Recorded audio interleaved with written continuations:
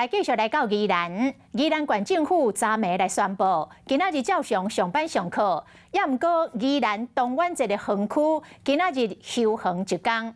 讲有袂少的旅客毋知影，一透早走要去算煞无开，讲有怨言，埋怨着宜兰县政府，一直到昨暝真暗才来宣布讲要休园，伤慢咯。 宜兰东湾这规个园区是无半个人客，敢若看到工作人员的形影。因为宜兰县政府昨暗宣布，今仔日照常上班上课，因着爱乖乖啊上班。水池内底是点起子，敢若剩风雨声。虽然讲东湾园区休困一天，也毋过宜兰无放风台假，所有的工作人员嘛是爱继续来清理园区。 但倒是有游客唔知影，欢喜勃勃赛车走来，也毋过敢若看到本日休园谢大鸡。台风期间的话，我们有一个安全哦，我们今天休园。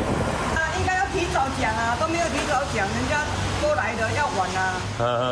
你们打算要去玩？对，应该要提早，早上就要讲，都要半夜才讲，来不及了啦。因为都来了要玩，就没地方玩了。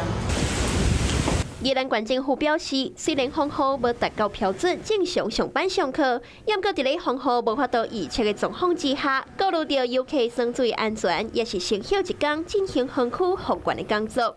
现场的员工无用咧摒扫，游客敢耐当失礼，后回搁再来。你好，我是宋彦明，想掌握最及时的新闻资讯吗？赶紧订阅、按赞、开启小铃铛，锁定华视新闻 YouTube 频道。